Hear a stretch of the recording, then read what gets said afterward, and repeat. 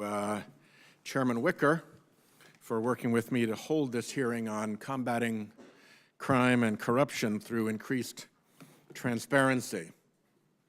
From 2012 to 2015, the Azerbaijani government reportedly funneled 2.5 billion euros from 4 UK-based shell companies through an Estonian branch of a Danish bank to bribe European politicians and Azerbaijani elites in a scheme dubbed the Azerbaijani Laundromat. According to a report from the Organized Crime and Corruption Project, the money bought silence during a time when the Azerbaijani government, and I quote, threw more than 90 human rights activists, opposition politicians, and journalists into prison on politically motivated charges. The Azerbaijani Laundromat is not a unique scheme. In 2015, the Panama Papers exposed what many in the law enforcement and anti-corruption world already knew, that corrupt officials, tax cheats, drug traffickers, terrorists, and criminals from around the world routinely use shell companies to hide assets and obscure illegal activities. Americans' lax corporation laws have made the United States a favorite destination for money laundering. Make no mistake, we are now a facilitator as well as a target in this racket. With every passing day, we learn more about how Russia and Russian kleptocrats exploit opaque business laws to hide the ill-gotten riches, bribe corrupt officials, and undermine the world economy and democratic institutions. Heather Connolly at the Center for Strategic and International Studies wrote in her report, The Kremlin Playbook, that corruption is the, quote, lubricant with which the Russians operate. CSIS warns that to fight the corruption that gives Russia this channel of influence, and I quote them, enhancing transparency and the effectiveness of the Western democratic tools, instruments, and institutions is critical. Russian kleptocrats, foreign drug dealers, and international tax cheats all use the same tool to launder their ill-gotten gains and evade law enforcement, the shell corporation. A shell corporation serves no economic purpose and conducts no real business. Instead, these entities exist to hold legal title to bank accounts, real estate, or other assets, hiding the true owners. America is a haven now for those doing mischief through shell corporations. In fact, starting a shell corporation in this country can be easier than getting a library card. Currently, no state requires the disclosure of beneficial owners, the real human beings who own the companies. Instead, corporate records can identify the owner as just another shell corporation, or a professional agent who is paid to sign the needed forms and never speak of them again, or a lawyer who refuses to disclose the client, citing attorney-client privilege. We have seen over and over how foreign governments and criminal organizations have abused our lax incorporation laws. The Iranian government used a string of generic businesses to obscure its ownership of a Fifth Avenue skyscraper. A Mexican drug cartel used an Oklahoma corporation to launder money through a horse farm. A crime syndicate set up a web of corporations in 8 states as part of a $100 million Medicaid fraud scheme. A human trafficking ring based in Moldova hid its crimes behind anonymous corporations in Kansas, Missouri, and Ohio. Then there are the Panama Papers, over 11 million documents leaked from a Panamanian law firm. They reveal mischief conducted through shell corporations like the 2011 purchase of a $3 million oceanfront condo in Miami by a Brazilian politician facing corruption charges. And in 2015, after a lengthy investigation, the New York Times uncovered that a Russian banker suspected of ties to organized crime purchased a nearly $16 million condo in Manhattan's Time Warner Center. FinCEN, the Financial Crimes Enforcement Network, a division of the U.S. Treasury Department, found that 30% of the cash purchases of high-end real estate by shell companies in 6 major cities involved a suspicious buyer, 30%. With so many properties serving essentially as lavish safe deposit boxes, the housing supply tightens, raising costs for American families. The crimes being hidden may be complex and the assets they conceal may be elaborate, but the answer to the problem of shell corporations is simple. Require private corporations to report and update their beneficial ownership information. I've introduced legislation with Senators Grassley and Feinstein that does just that. Senators Rubio and Wyden have also teamed up on related legislation. Transparency into shell corporations is not a novel idea. As we will hear from the panel, every member of the European Union has committed to ensuring such transparency. The United Kingdom has already implemented its own transparency law. The light of transparency is about to shine on criminal assets hidden in European shell companies, which means that lots of money will be looking for new dark homes. We cannot let America become that new dark home for corruption and crime. In the year 1630, John Winthrop told his fellow early settlers that we must always consider that we shall be as a city upon a hill. The eyes of all people are upon us, he said. If we become the new dark home, I fear we will risk losing our place as that city on a hill, as a beacon of justice. In the global battle of ideas, chaining our American reputation to international crime and corruption is a self-inflicted stain that we do not need. So I'm delighted to have this hearing today. I look forward to hearing from our distinguished witnesses, and I'm delighted that Senator Shaheen and Senator Bozeman have joined us. Please proceed, Mr. Davidson. Well, thank you, Acting. Everybody's full statement will be made a matter of the record, so if you can leave your spoken remarks to less than 5 minutes, then we'll have more time for back and forth. Certainly, thank you. So Acting Chairman Whitehouse, Co-Chairman Smith, and members of the Helsinki Commission, thank you for inviting me to testify today. I would also like to thank Paul Massaro, staff of the Commission, for helping to arrange this important discussion. My name is Charles Davidson, and I'm the Executive Director of the Hudson Institute's Kleptocracy Initiative, which researches how authoritarian regimes and globalized corruption threaten democracy, capitalism, and security. Kleptocracy, the business model of 21st century authoritarianism. Today, the most dangerous threat to our national security is the aggression of authoritarian regimes that actively seek to undermine our freedom and democracy and to export authoritarianism into the OSCE region and around the globe. And let us not be mistaken. What is at stake is the survival of our civilization. These regimes have already upended the post-World War II international order via invasion and violation of treaties, perverted a rules-based global system of relatively fair economic exchange via intellectual property theft and corrosive business practices, and attacked our government's computer systems. And these regimes are sharing best practices and increasingly behaving like an axis of evil. The most important thing I want to bring to our attention today, it is essential to understand that these authoritarian regimes have all adopted the business model of 21st century authoritarianism, a model whereby those who govern, usually a very small group, family, or even individual, loot their own country and store the proceeds in free and democratic nations, such as ours, whose rule of law and reliable institutions serve to protect their ill-gotten gains. That business model equals kleptocracy.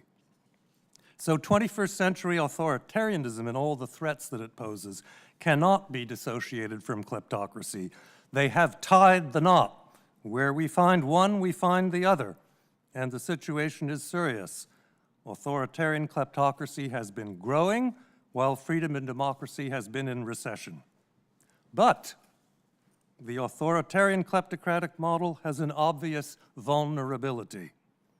Given that kleptocratic loot is stored within our shores, we have huge leverage over this business model.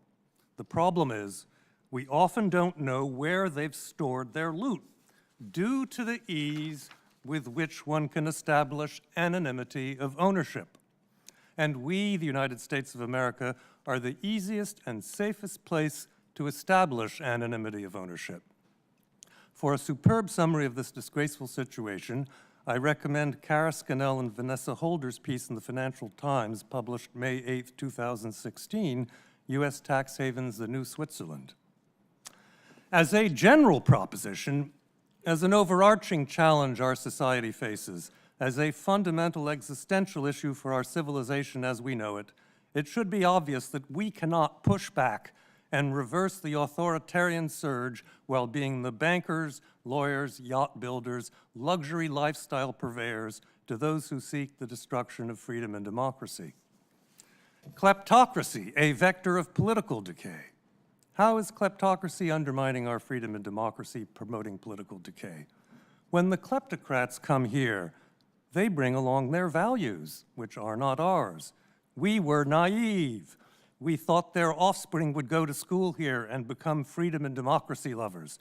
That hasn't happened. Instead, the kleptocratic life juice of only valuing money and power has perverted our system. Kleptocratic regimes have become increasingly adept at purchasing many of the less morally vigilant members of our elites. In Europe, this is often referred to as Schroederization. And this pimping is often done surreptitiously via obscure ownership structures where beneficial ownership is not known, providing, among other things, plausible deniability. Does that sound familiar? Kleptocracy, we incentivize it. As I said in testimony last December to the House's Subcommittee on Europe, Eurasia, and Emerging Threats, providing a safe haven for the proceeds of corruption establishes an incentive for corrupt practices. In my view, this question of incentivization has been neglected and is key to understanding the overall political challenge faced in terms of reform.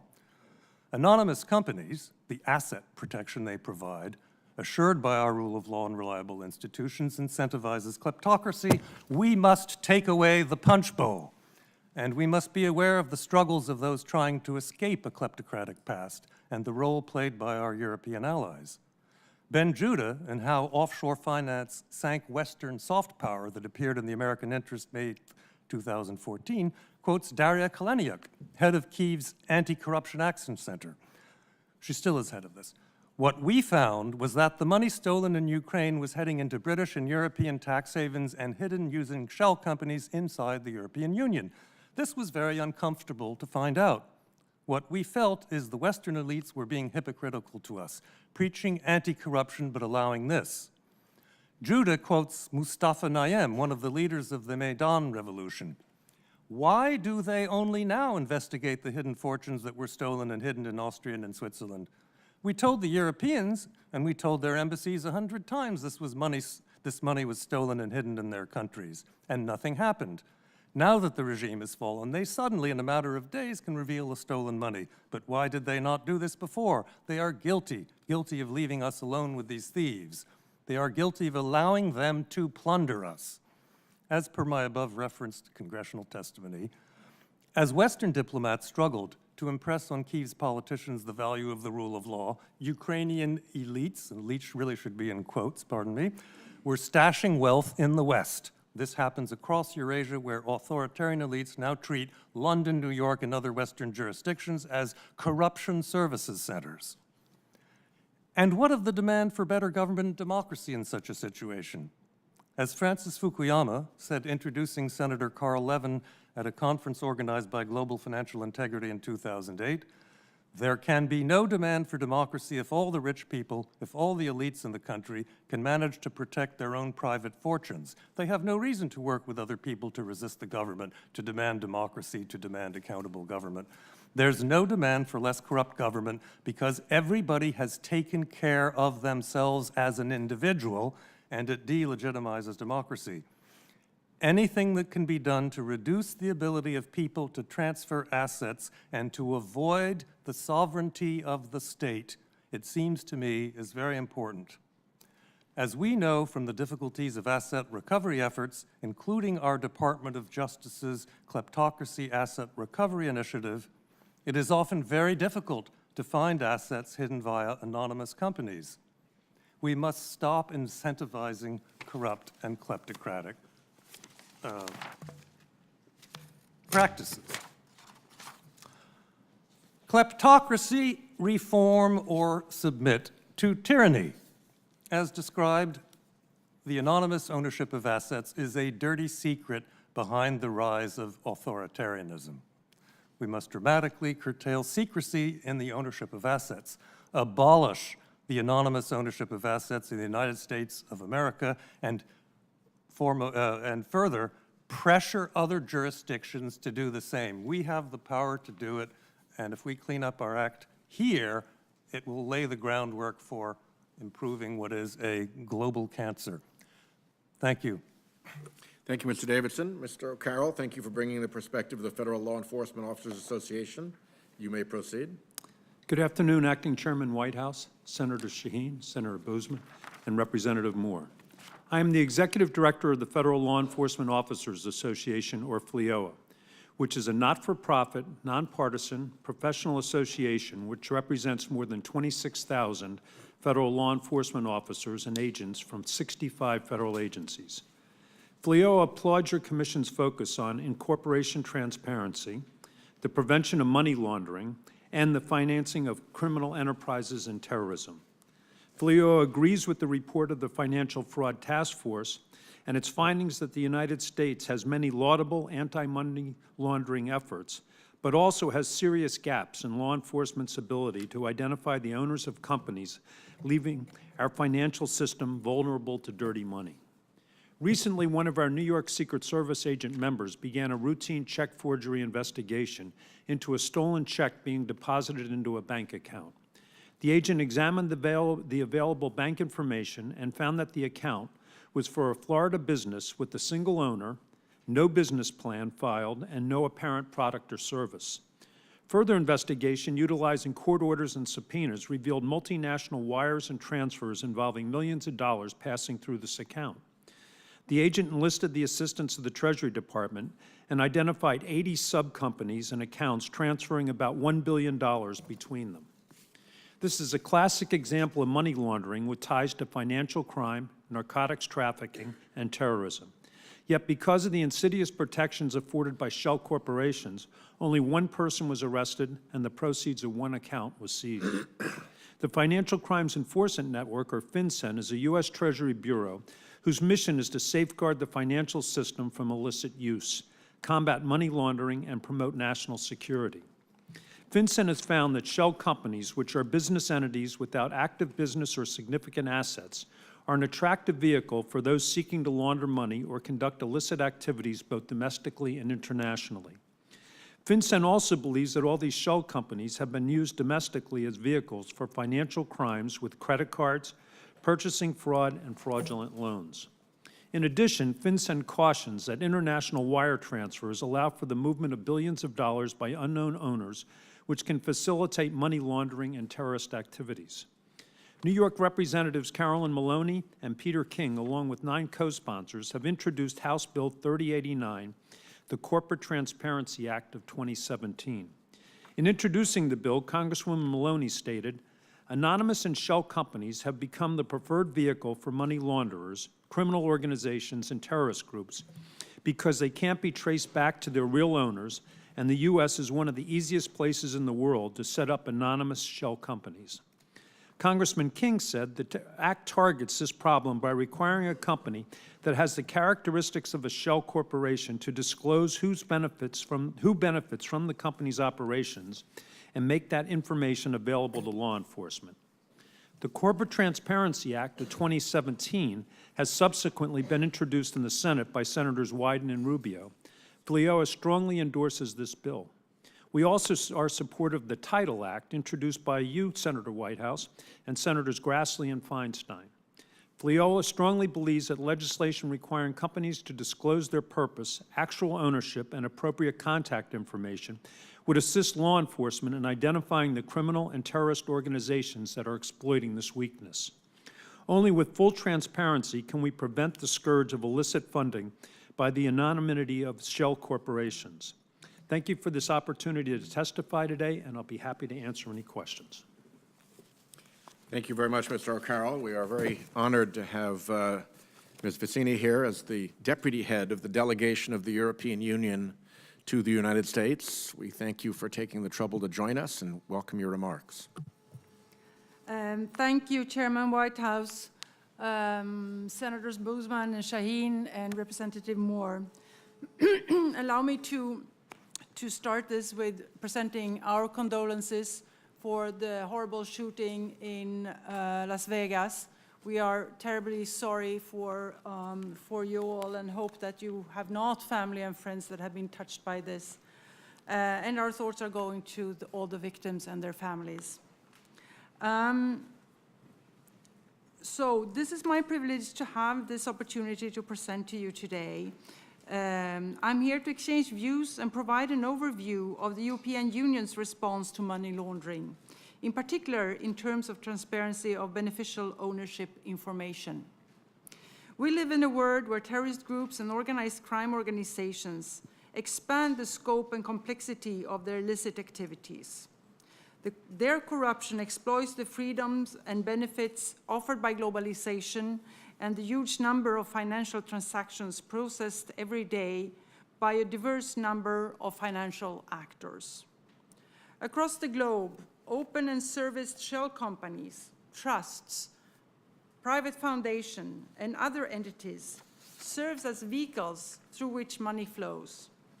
These complex structures are composed of companies with unknown owners and beneficiaries, serviced by multiple bank accounts, housed in numerous banks, situated in jurisdictions with strong bank secrecy legislation that are unlikely to cooperate with foreign authorities. The European Union is at the forefront of global efforts to make corporate transparency effective to combat global financial crime, including corruption. Europe's response is centered around three key elements: the current EU rules in force, proposals to reinforce these rules, and international cooperation. The current EU rules in force, the so-called Fourth Anti-Money Laundering Directive. The EU has accomplished much in terms of the traceability of financial transactions through a series of money laundering directives. The landmark Fourth Anti-Money Laundering Directive entered into force on the 26th of June this year, some 20 years after the first such directive. Banks should, of course, possess information about a customer, if it is Mr. or Mrs. Smith, before they open a bank account. However, the situation is much more difficult when the bank does not deal with the customer directly, but rather with company A or trust B. In these cases, if the bank is not able to identify who is behind a company or trust, the ability to collect relevant information, such as the source of funds or the reason why the account is opened, is severely compromised. The bank needs to be sure that the company or the trust is not a shell for disguising illicit activities. That is why the fourth directive foresees identifying the beneficial owners of a company or a trust, mandatory at the start of every new business relationship. But that is not all. The directive requires this information to be recorded centrally on a register or data retrieval system in the EU member states. The purpose is fundamental: to allow swift and efficient access to important information by banks that also allow them to fulfill their legal obligations, but also access by all national competent authorities that play a role in preventing money laundering and terrorism financing. This includes the financial intelligence units, which are equivalent to the member states, in the member states to the US FinCEN. The EU member states are currently setting up their registers. But the EU has also proposals to reinforce these rules. The EU has faced heinous terrorist attacks in recent years. While less dramatic, but equally telling, there was a strong public reaction to the Panama Papers scandal. In these circumstances, the European Commission took further steps in July 2016 with a new proposal to present targeted measures to strengthen the fourth directive. The European Commission proposed that the interconnection of these central registers of beneficial ownership information, given the increasing number of cross-border financial transactions, authorities would be able to consult registers and access information across member states much more easily. Public access to the beneficial ownership information for for-profit companies and trusts.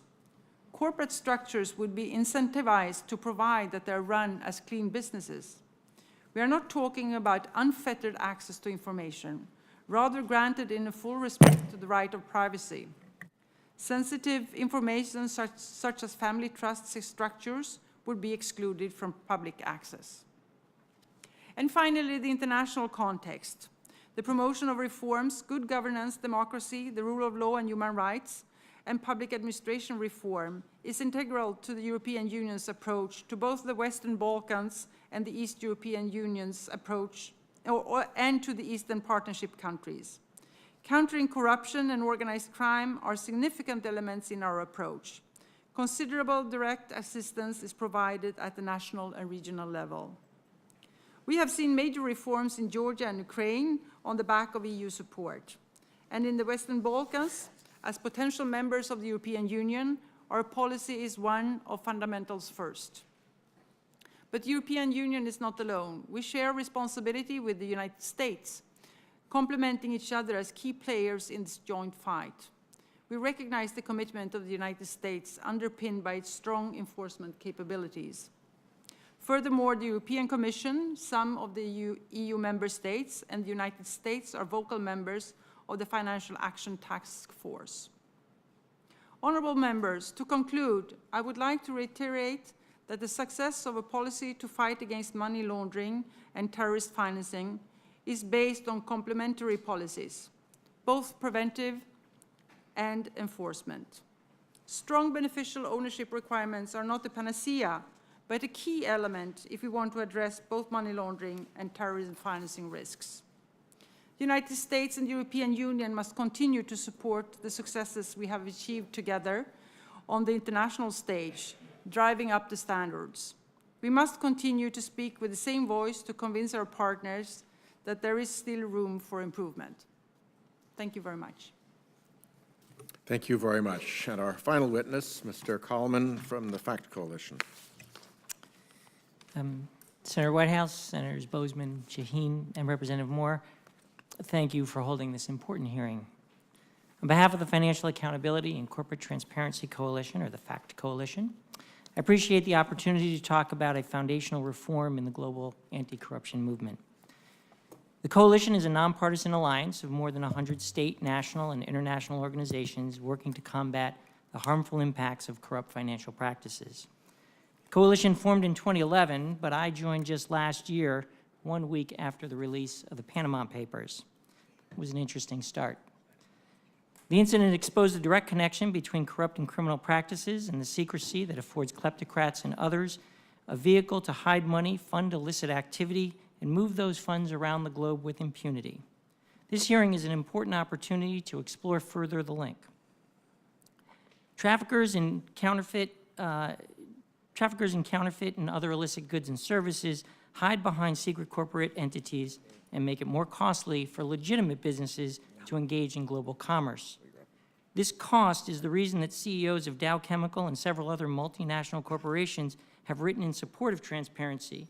In a recent letter to Congress, they wrote that when the true owners of companies put their own names on corporate formation papers, it increases the integrity of the system and provides a higher level of confidence when managing risk, developing supply chains, and allocating capital. These CEOs are not alone. According to Ernst & Young's 2016 Global Fraud Survey, 91% of senior executives believe it is important to know the ultimate owner of the entities with which you do business. Despite the importance, we are not winning this battle. In a report written by former U.S. Treasury Special Agent John Cassara for our coalition, he noted that in efforts to reclaim laundered money, we are currently, quote, a decimal point away from total failure. His analysis is based on estimates that globally we catch only about 0.1% of laundered money. While kleptocrats and other criminal enterprises have updated their tools for the 21st century by utilizing anonymous companies, we have not updated our laws to catch them. And in 2016, the Financial Action Task Force, as has been mentioned, reported that the lack of timely access to accurate and current beneficial ownership information remains one of the fundamental gaps in the U.S. context. That said, there is some meaningful progress being made. You've just heard that there's progress in the European Union. In the Ukraine, a nation compromised by secrecy and kleptocracy, a new generation of public officials has identified incorporation transparency as a critical first step in lifting the veil of secrecy. The country has begun collecting beneficial ownership information and posting it online. Here in the U.S., bills have been introduced in this Congress, and I want to thank Senators Whitehouse and Rubio, Representatives Smith and Moore for sponsoring the legislation. The Title Act and the Corporate Transparency Act would each directly address the problem we are discussing today. While slightly different, each bill includes critical provisions needed to identify corporate owners. The definition of beneficial owner, with its focus on natural persons, is important to prevent the shell games in which one company owns another, or the naming of nominee directors in lieu of the true owners. Mossack Fonseca, the now infamous Panamanian law firm, employed a woman who was named as the director for approximately 20,000 companies. The value in collecting this information is one of the reasons that multiple trade groups representing large and small banks and credit unions have indicated their support. In a separate but related effort to combat anonymous corporations active in the U.S. real estate markets, the Financial Crimes Enforcement Network, or FinCEN, recently extended and expanded an initiative known as Geographic Targeting Orders, or GTOs. The GTOs require the collection of beneficial ownership information for certain cash-financed high-end real estate transactions. In renewing the GTOs in August, the FinCEN noted, as Senator Whitehouse also said, that in 30% of the real estate transactions covered by the rule, the purchaser was someone who had a suspicious activity report filed on them. We're seeing progress globally, in Congress, in the administration, and in the private sector, and continued support from a wide range of anti-corruption, human rights, and other organizations. We now have an opportunity to lift the veil of secrecy. We must end the use and abuse of anonymous companies, and I thank you for this opportunity and look forward to answering any questions. Thank you, Mr. Coleman. I will turn first to Senator Boozman for any questions or comments he may have. Thank you, Senator Whitehouse. And again, thank you so much for having this very interesting and timely hearing. I'd like to ask a little bit about how this works in the sense that, can you talk about a little bit, perhaps you, Mr. Carroll, about the specific methods that are used to launder money through anonymous shell companies in real estate? Talk to us a little bit about the specifics of how that exactly works. Yes, Senator.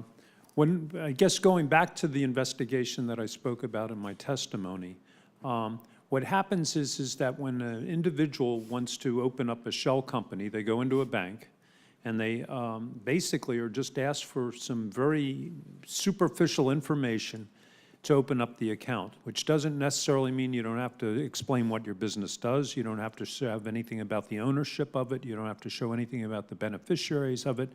It's really just a very simple transaction, probably with even less paperwork than open up in a savings account.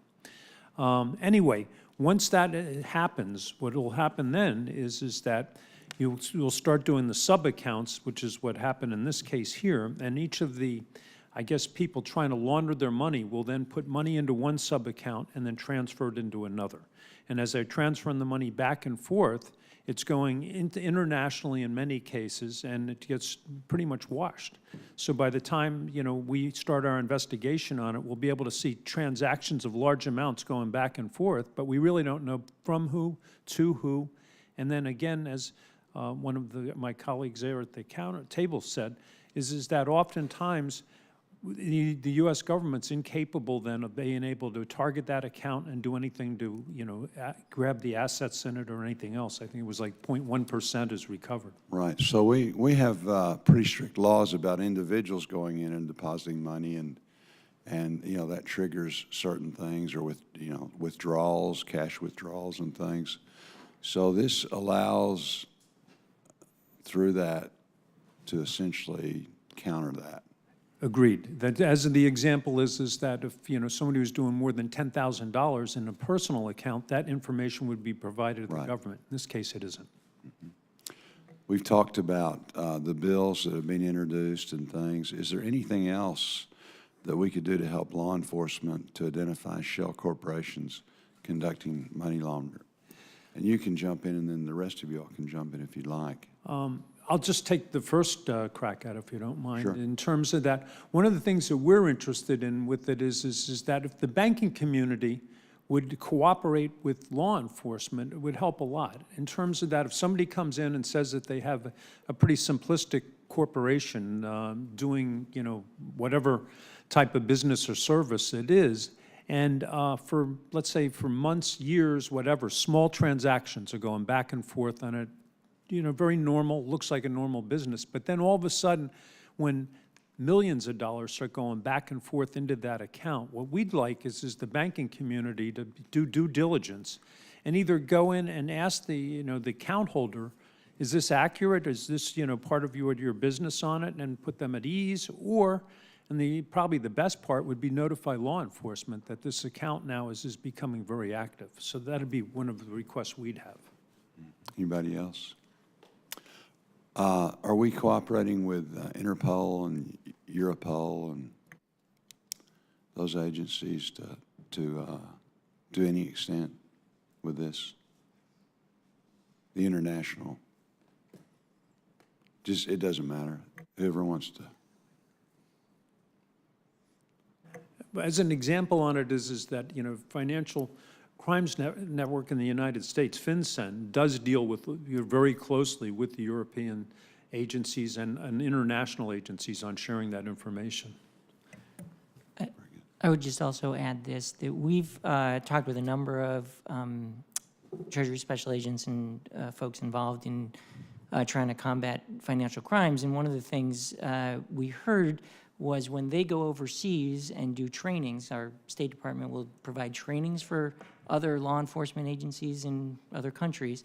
I have to say, one of them said, almost every time he goes, somebody in the audience will raise their hand and say, we have this issue in our country, and we've been following this case, and it goes back to some place called Delaware, and could you help us?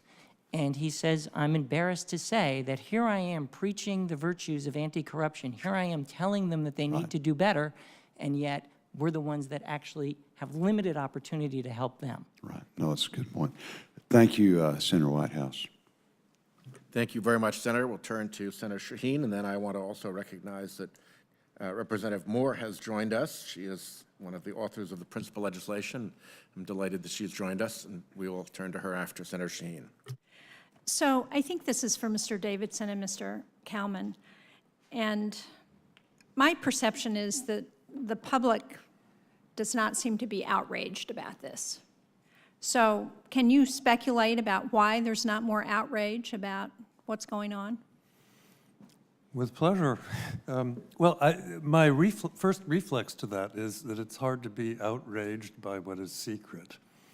And I almost added a little section in my talk about secrecy and just that, because this is a huge, huge problem, and it's really part of the global problem of financial secrecy and how much money or how much value in assets is held via offshore secrecy jurisdictions that we just don't know, but it's something like at least $32 trillion, maybe as much as 60, but of course nobody knows.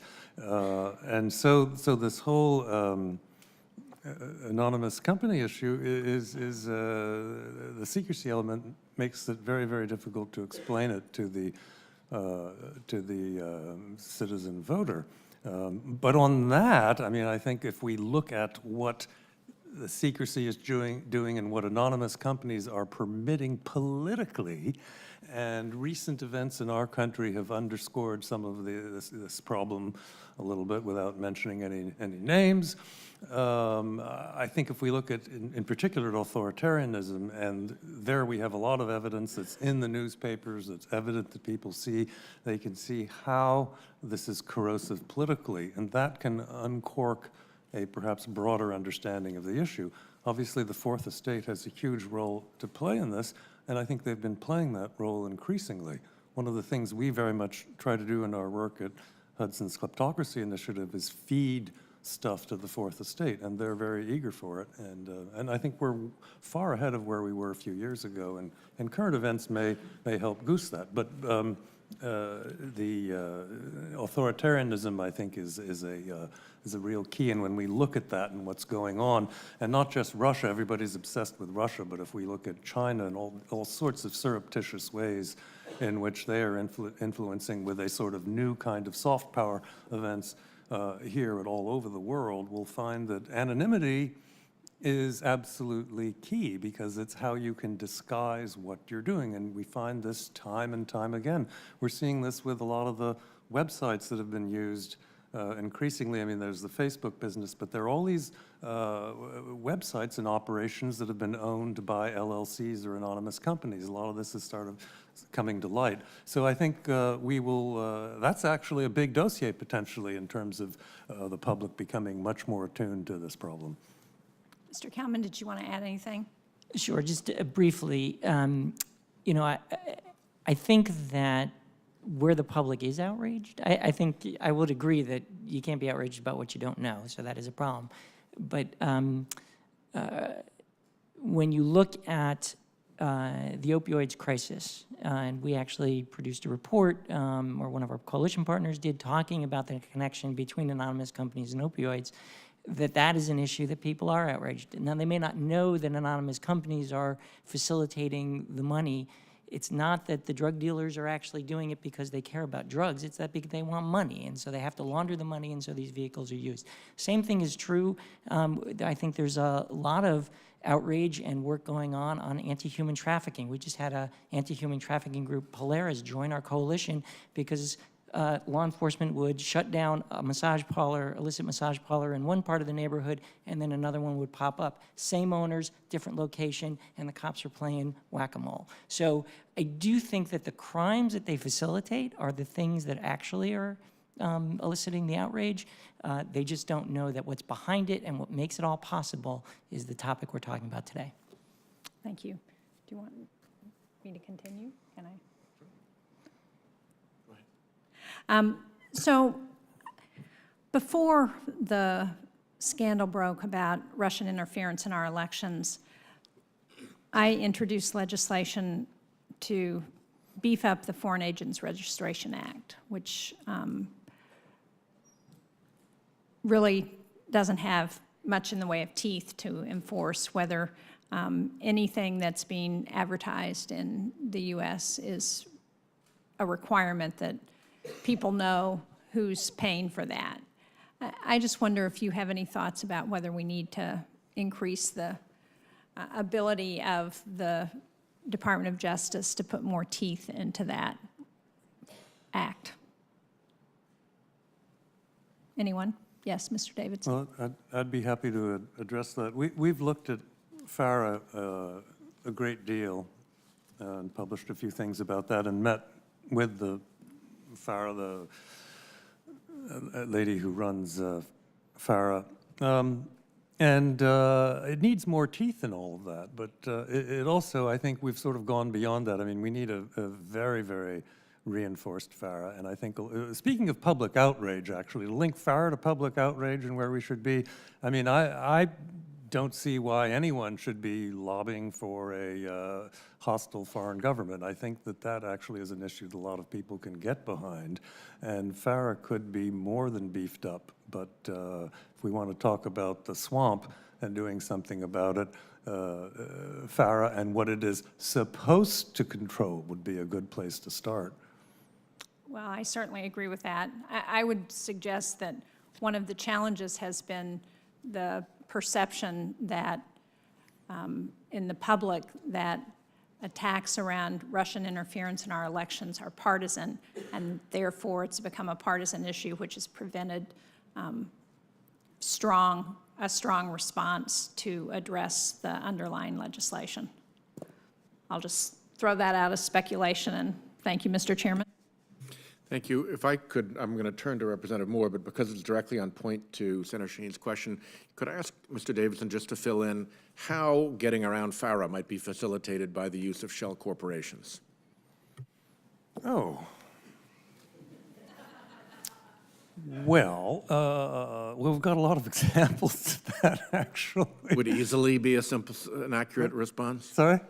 Would easily be correct? Yes, easy. Well, certainly. Yes, easily would be a correct response. I mean, the fact of the matter is if you want somebody to do some work for you without it having to be registered with FARA, it's very easy to pay people via U.S. shell companies, but they don't need to be U.S. I mean, we've seen all of this evidence and a lot of publicity about certain individuals who may have been paid abroad very significant sums for actions that they've taken in the United States.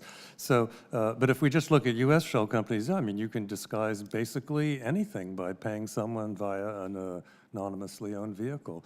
And this would include not only political lobbying interference, but pretty much anything. I mean, that's why when I say it's a threat to our civilization as we know it, it really is. And actually, if I might add, soon after I co-founded Global Financial Integrity in 2006, in 2008, I met with Jack Blum and Raymond Baker, the author of Capitalism's Achilles Heel and the co-founder of Global Financial Integrity, and Senator John Kerry. And Senator Kerry had done a lot on this subject with the BCCI scandal, helping to break that with Jack Blum early in his career and all of that. And Senator Kerry, very sadly, it was just the 4 or 5 of us in the room said, well, yes, absolutely, it is a threat to our civilization. And that was many, many years ago, and we haven't done anything about this problem, and it's gotten worse. So we really need to wake up, and Senator Whitehouse, I commend you for your efforts in this area and the occasional vulgarity in your language, which I thoroughly approve of. Thank you. Representative Moore. Thank you so much, Senator Whitehouse, and just want to thank this distinguished panel for taking the time to give us this testimony. I appreciate, Senator Whitehouse, your co-sponsoring this legislation over here in the Senate, and I have been a co-sponsor of Representative Maloney's legislation since she first introduced it. Now, you would think, to listen to you all here, that this would just be a slam dunk here in the United States. So I have a couple of questions, and, well, first of all, just want to comment on Senator Shaheen's question, I mean, why aren't people outraged? Because people thought we had fixed this, you know, with stuff like the Bank Secrecy Act. We know when people walk into a bank, I mean, they know they can't bring their $10,000 worth of cocaine sales money into the bank. And so they thought they had fixed this. They didn't know that. Human trafficking, we didn't know how that could be financed. So you would think that with all of the research, the release of the Panama Papers, that this would just be a slam dunk. I just wondering if you all could describe to us, and then I'm going to ask you a question too, Ms. Caroline. Don't feel left out here in the EU. What do you think are the barriers to getting this legislation passed here in the United States?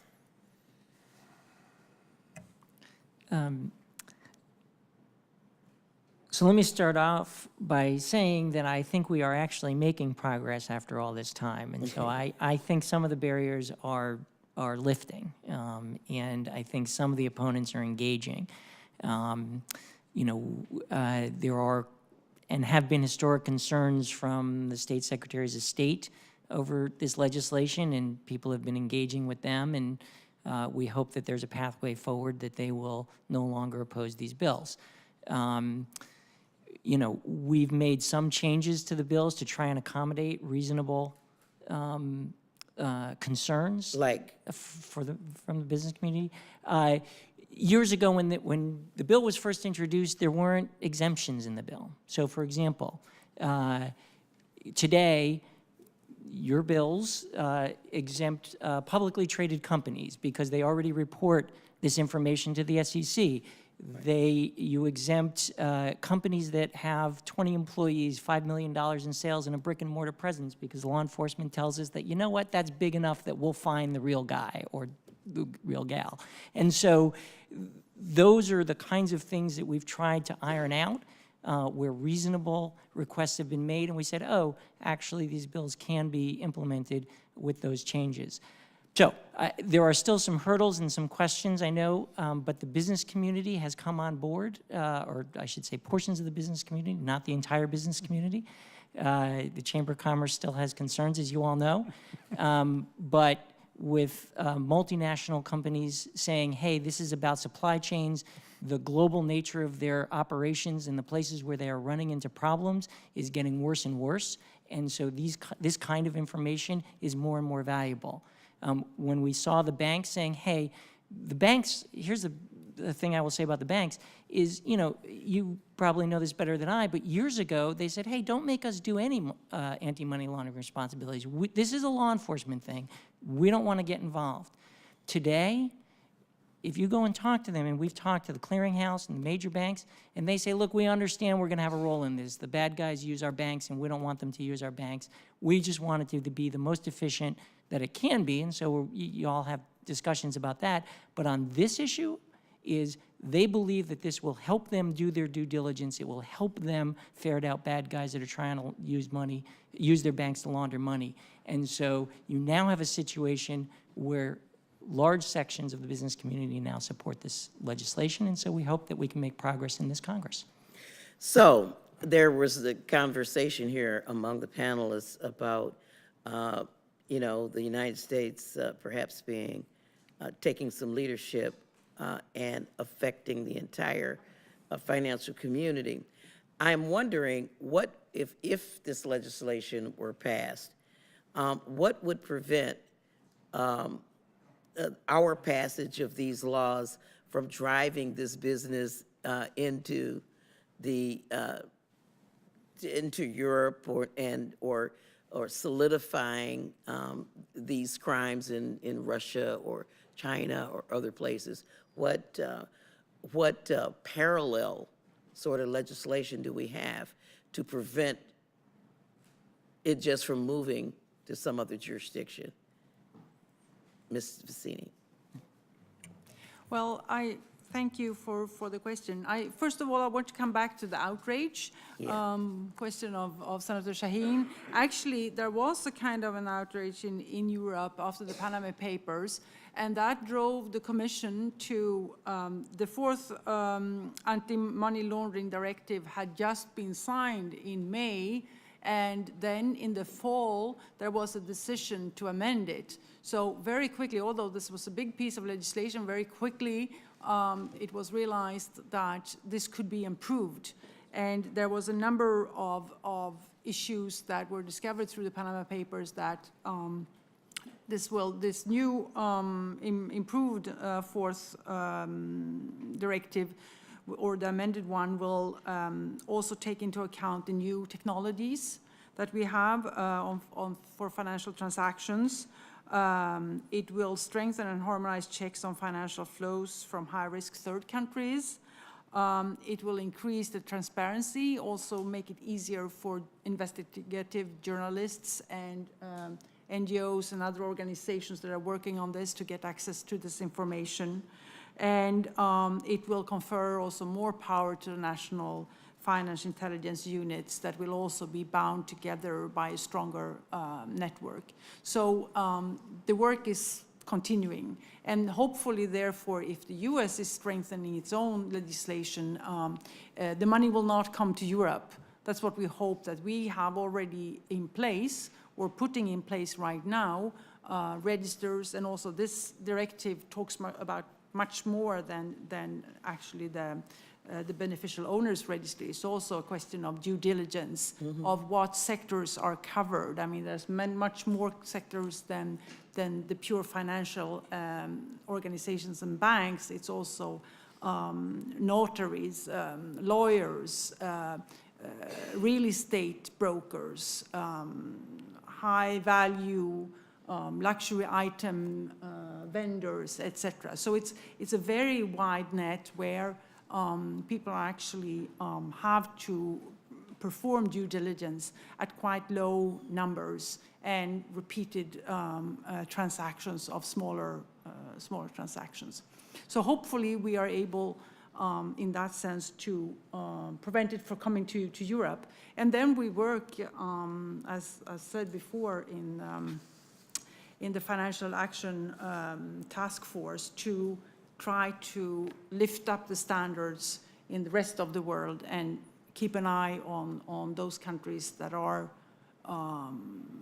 subject to hide, where people can hide money, or where the institutions are not functioning as they should. So thank you. So I was very concerned about I'm concerned about money laundering, but other activities like human trafficking which you all have mentioned. And I am concerned about the exemptions. What would prevent me from saying that I'm a LLC, sole proprietor, have my lawyer go set up my company, and still have these 50 massage parlors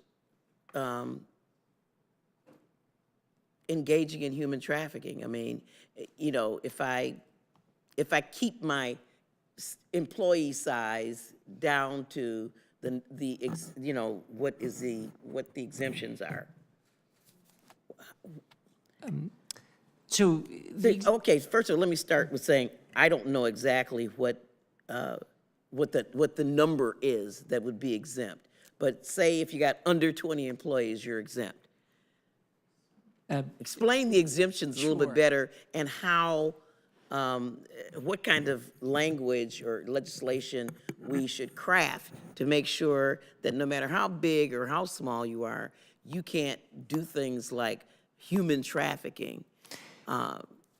no, thank you for that question. Two things I would say. One is the exemptions are largely, so when we say publicly traded companies, for example, are exempt, because they already report beneficial ownership or to the extent above 5% of a company's ownership to the Securities and Exchange Commission. So you already know that. Right. We don't need to duplicate that. Right. The exemption that we hear from our law enforcement folks is the opposite of what you are suggesting, precisely because the point you're getting at. In other words, it's if you are big enough, not if you're small enough. The idea is we're trying to get at the shell companies, the actual entities that are being used as pass-throughs for money, but there's no, as Senator Whitehouse said, there's no economic activity that's actually being, you know, productive economic activity that's being used. So the exemption is at the lower level. Let me also say this, that if in fact you had a trafficking operation going on, but the beneficial ownership information is collected on the company, one of two things would happen. Either you wouldn't create the company and you'd have to find some other way to do it, or law enforcement would be able to get access to that and not just shut down the individual facility, but in fact the entire operation. We see this as the bills that you all are proposing, we believe are a foundational first step. Without it, you can't do anything. You can strengthen laws, you can share information, but unless you have this information, then the rest of those laws are going to ring hollow. This is a first step. It is not the end of the line. There's going to be more bills and legislation and proposals we're going to need to consider. But without this, we cannot make the kind of progress you're looking to make. Okay. And Senator Whitehouse, thank you for your indulgence. I just have one more question. And this is a crazy question, and I don't know whether you guys can answer it or not, but our Supreme Court has weighed in about First Amendment rights and free speech and so forth in corporations or people and so on. And I just wonder how any legislation would square with Supreme Court findings, or won't that matter? Have those been the Chamber of Commerce, are they objecting on the basis of corporations having rights and so on? I have not seen that Good. as an objection. I am not a lawyer, so I don't. Right. I I'm not don't gonna want to comment. offer them any excuses. Thank you. I yield back.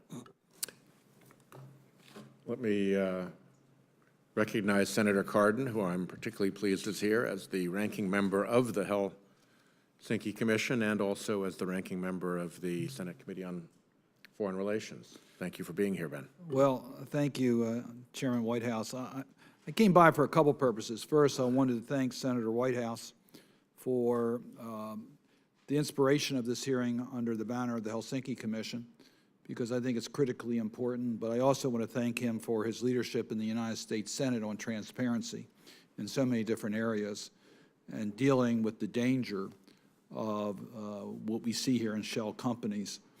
Let me first share with you that a little over a year ago, I was in the Situation Room with the National Security Council, and this was the theme.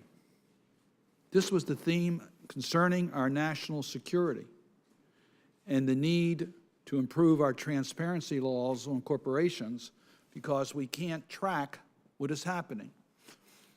We were very concerned at that time that it was being used for many different purposes, one of which is to avoid the sanctions in the United States that are very important to our foreign policy. Another was financing corrupt activities, including trafficking, and including illegal drugs, including illegal guns. Some of it we thought was being used to finance terrorism, and that was one of the main focuses that we were looking at, trying to trace money that ends up supporting terrorism.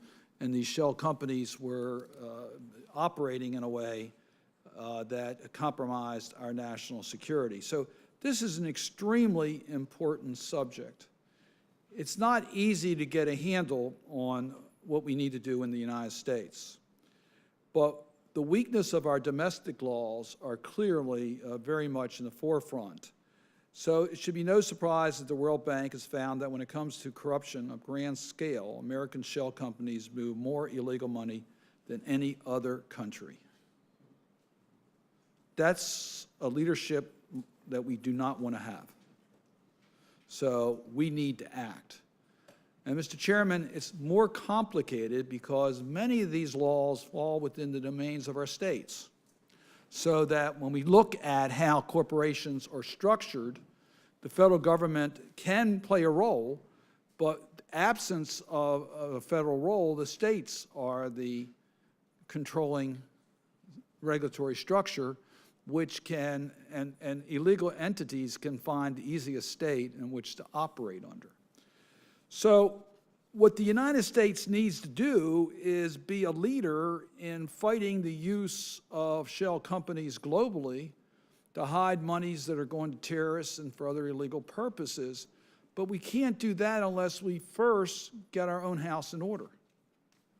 And that's what Senator Whitehouse has been arguing and pressing for here in the United States. I have been working on the Senate Foreign Relations Committee with my colleagues on both sides of the aisle to get an indicator on how well countries are doing in fighting corruption. To me, corruption is one of the great challenges we have on good governance globally.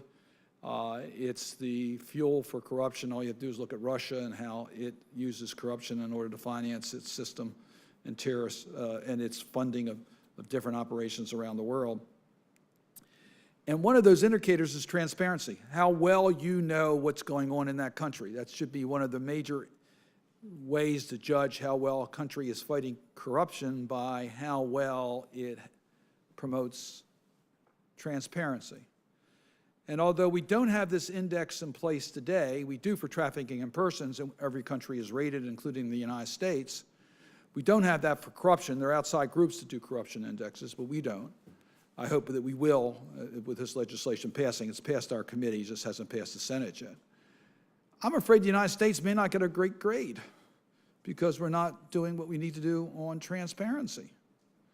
So from the point of view of our own self-interest, but also in the point of view of global leadership, we're behind. And we've got to do a much more effective job. And it's not going to be easy because of the jurisdictional differences here and the fact that illegal entities always try to stay one step ahead of what we're doing. So I would just wanted to make those observations. If any of the panelists want to respond, I'm more than happy to do that. But what would you think is the most important thing for the United States to do to show leadership to the global community that we need to work together to end this type of lack of transparency in financial operations globally? What's the one thing that America needs to do? Well, Who's the volunteer? can I just offer, which, let me just say, I would like us to see that we could pass either Mr. Whitehouse's bill or Ms. Moore's bill. That was an easy answer. I was You hoping, sort of they set were it hoping up. you would say that. Okay, you took that one. Now, the next, you can't take that same answer. Yes. Well, I'll take something totally different, which is that we need to get out the pillory and put it back on the village green. We can't continue to enable the system and to treat the professionals in our society who cater to all of this as respectable members of our society. And I think that's an area that could have huge leverage. It's a deep cultural problem that we have also, because we don't censure our fellow citizens when they engage in money laundering for kleptocrats. I've heard that a and long, crimes. long time, that, you know, corruption has a cultural background. You can't accept that. You can't accept that. The lack of transparency, there's no justification for that. And there's no justification for corruption. You can't say, well, that's how we do business. Indeed. Yes, sir. Just to follow up on that thought process there of the transparency, probably the biggest issue with law enforcement is follow the money. And that's the whole reason for this thing is to shade the areas so that we can't do that. And I think if we do pass these bills and get some transparency, that's the way we can start enforcing it and start making examples of the people that are abusing our system. May I just add one thing? Sure. To that, Senator, which I was going to put this in my brief talk initially, but I think that passing this bill, just like the Magnitsky Act, that had a cultural effect also, because it was saying to them, this is not okay. If we pass the anonymous, the abolishing of anonymous companies, it's going to have ancillary effects, or what economists like to call externalities. Because no longer will it be possible to say, well, look, this is perfectly okay and U.S. law allows it. So that will and then one can go on to the next step. I agree. Just by way of just a sidebar on this, Congress passed the transparency in the extractive industries provision, and we showed international leadership. Other countries followed. They enacted the law, and then this Congress repealed the rule. So the United States fell behind. Yes. Well, Senator, it's not my place really to give any advice to the United States. We advise other Congress. countries all the time. You can But in our view, maybe what is good is to try to act preventively, and that's what the EU is trying to do with this register of beneficiary owners, for example, to try to prevent these companies for being shaped, or these companies for making any business, because if they are not in the register, they will not be able to make any business. And just, we haven't seen if it works yet, because the directive has just been transposed into national legislation. We have 28 nations, as you know, so it takes a little while. The machinery grinds slowly. But just as an example, as we say in the EU, from the country that I know best, it's a country of 9 million people, and they have estimated that 800,000 economic entities will be registered there in this register. Just to give you a feeling for that, there are not many who will be able to escape, because you have cooperatives for buildings, you have a number of economic entities that will fall under this register. So let me just conclude by also thanking Congresswoman Moore, who we've been together for a long time on the Helsinki Commission. I thank you very much for your leadership on this issue. It's also great to have Senator Shaheen here, who's been a great member of this commission, and also a member of the Senate Foreign Relations Committee. So this has our attention. It's time for us to act. Thank you all very much. Thank you very much, Senator Cardin. Let me start by asking Ms. Vicini, have you seen any effects? I know that the amendments to the fourth directive only went into effect in June, so it may not be that you've seen any observed consequences, either out of your law enforcement community or anywhere else. Are people actually closing up counts and fleeing elsewhere, and once they have to disclose, is law enforcement finding new tools that they didn't have? What has been the consequence of the directive, if you can describe any?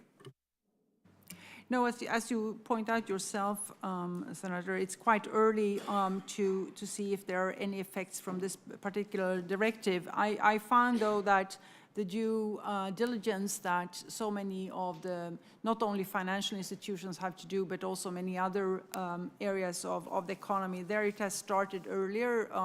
Banks and others have started to take it on, and it's become spread. So we see in the network of the Financial Intelligence Unit, the FIU net, they have a secure network where they exchange information on suspicious transaction reports, and there is an enormous amount of reports coming in there. That poses then another problem. How do you handle all these reports, and how much can you follow up, and how, so that you have a law enforcement issue at the other end. But certainly, I mean, this has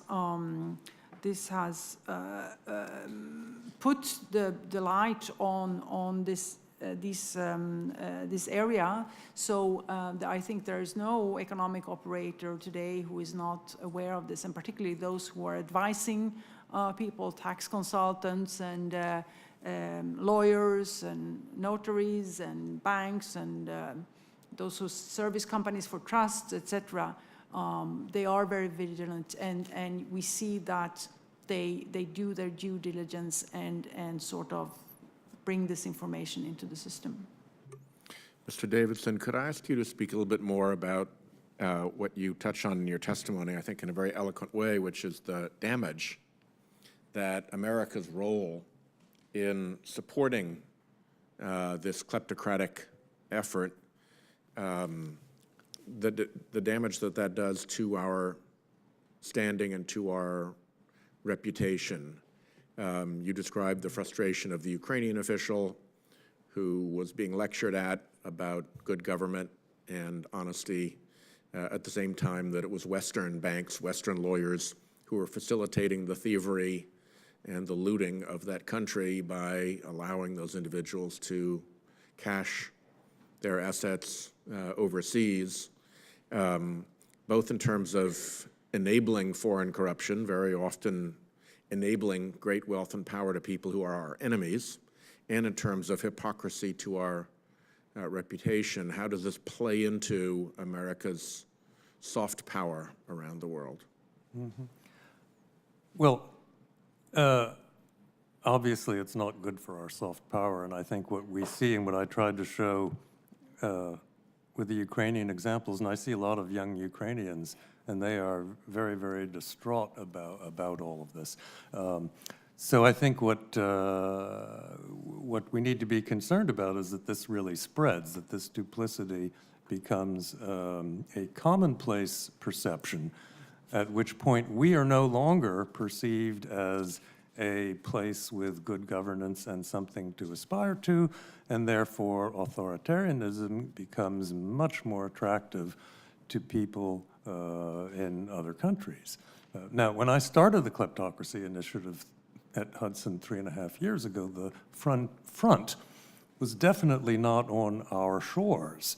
And cut me off, please, if I'm going too far in answering your question, but the front had an ocean between the offices of Hudson Institute and what we were trying to oppose, and then the front moved across the street, basically. So I think in a Thanks to the actions of the European Union and the United Kingdom in cleaning up their own transparency issues so that criminals jump them to come to the United States. Yeah. Well, that's part of it, actually.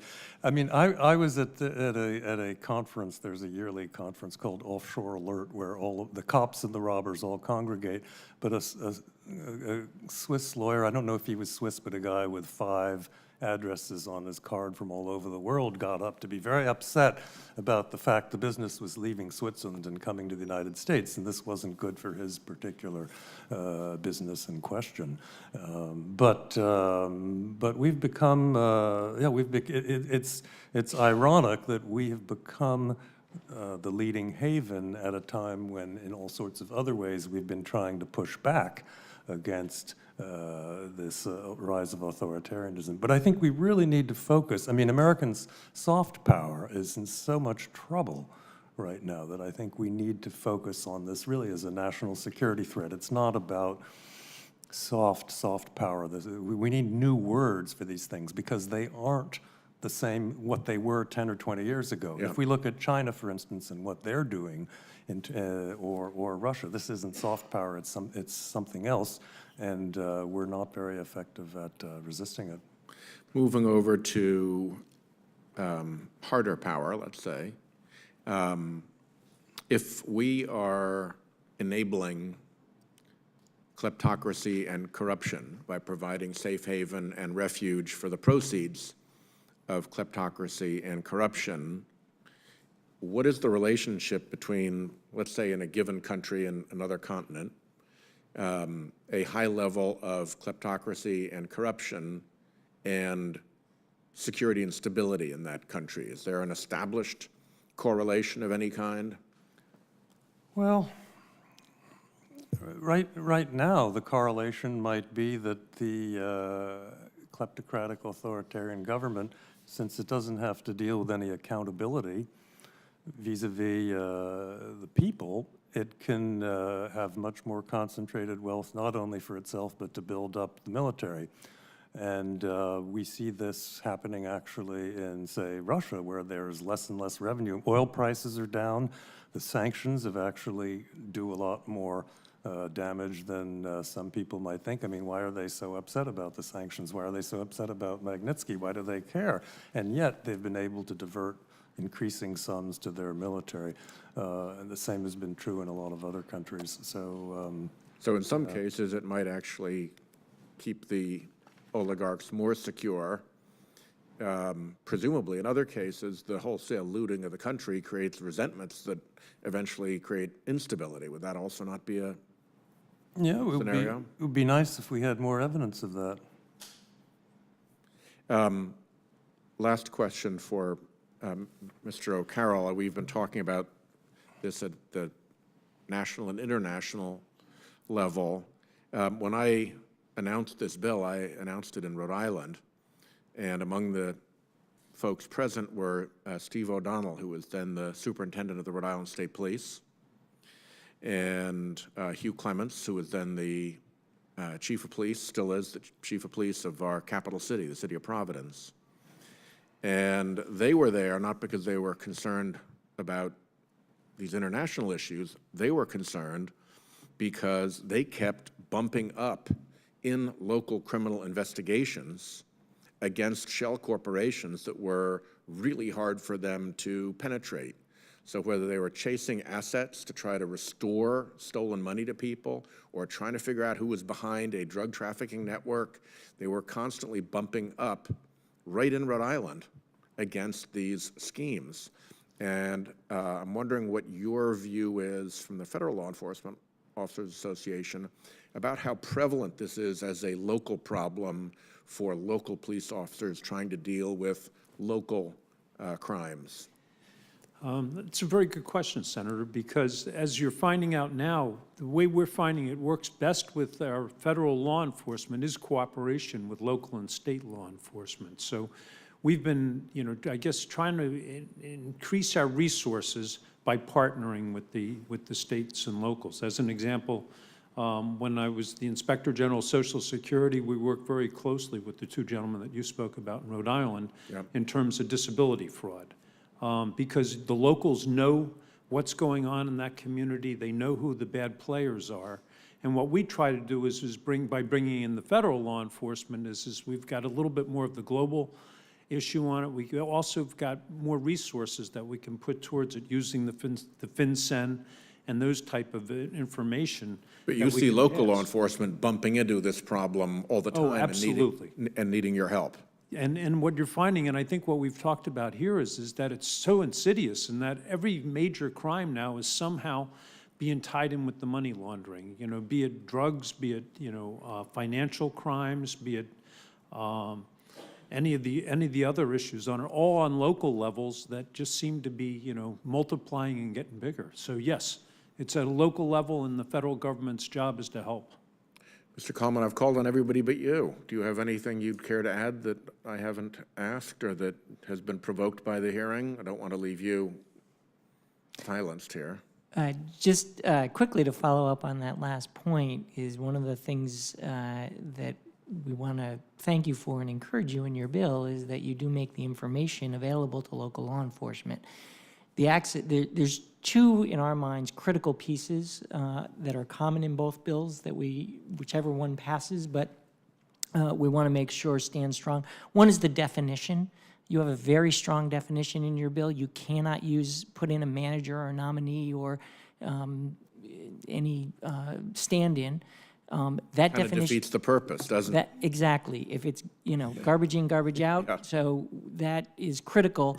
And the other is access to the information, and you give access to law enforcement up and down. So international cooperation all the way down to the local level with law enforcement, and you give it to the financial institutions that we ask to help us with anti-money laundering. Those are critical pieces, and we urge you as this process moves forward, please hang tough and keep those provisions strong. Yeah, we will, and I appreciate it. It was significant to me. I'd been the U.S. Attorney and the Attorney General of my state, and Attorney General in a state where all the criminal jurisdiction resides in the Attorney General. We don't have DAs. So I've got a really good relationship with our law enforcement community, and they were deadly serious about, look, this is not international crime. This is local crime. This is affecting our cases day in and day out right here at home. So I appreciate that. Senator Sheen, any closing questions or remarks? I actually have one more question that I'd like to direct to Ms. Vicini. Because in your testimony, you talked about the major reforms in Georgia and Ukraine that you've seen, and that the Western Balkans, which have been challenged with corruption issues, that your policy is one of fundamentals first. Can you explain what you mean by fundamentals first? Well, for countries that aspire to become members of the European Union, we have a very thorough process of negotiation where they must, first and foremost, adhere to what we call the Copenhagen criteria on human rights and good governance and democracy, etc. But then also they have to live up to the key of the European Union, and that is the collective European Union legislation, so to say. They must be, the day they enter, be able to meet all those criteria. And that is, of course, a big leap for many countries. So what we do is that there is a process of negotiation, but there is also a process of support to try to help to build that capacity. And it's a very thorough and methodical sort of built-up process where we support the justice system, where we support good governance practice, where we, in different ways. So that's what I mean. I appreciate that, especially the support piece. I noticed a piece this week in one of the news reports about Serbia, and that the support for joining the EU has decreased in Serbia pretty significantly, as has their favorability towards the United States, and support for Russia has increased pretty dramatically. So certainly, I think that support piece is really critical as we look at trying to keep the Western Balkans moving towards EU integration. That is, of course, the other part of the medal is that it's a very long and difficult and laborsome process, and it requires a lot from the politicians to be able to see this through. And it's easy to lose the population on the way. But yes, Serbia, there are also other reasons. Thank you. Thank you, Mr. Chairman. Well, let me thank all of the panel for testifying, and thank the Helsinki Commission for giving us this forum.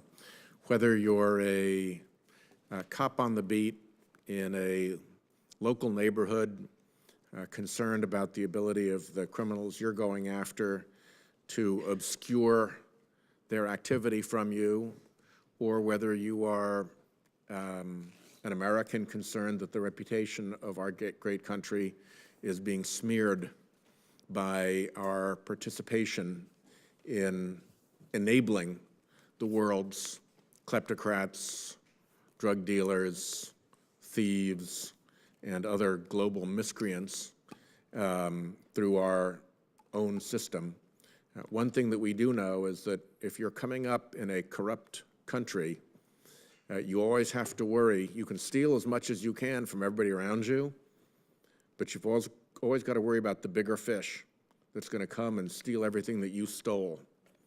So at some point, why the Magnitsky Act was so infuriating to the Russians, at some point, if you're going to play out your kleptocratic role, you have got to jump the fence and move your ill-gotten gains into a country that honors the rule of law. And that way you can hang on to what you stole against that next big fish coming to steal it back from you. And in that way, the countries that enjoy and espouse rule of law are now inexcusably and constantly facilitating the worst of our enemies by providing them shelter and providing them, to some degree, respectability. And we've got to put an end to it. And the testimony was terrific today, and we look forward to working with you to drive this process forward. Thank you all very much. Hearing is concluded.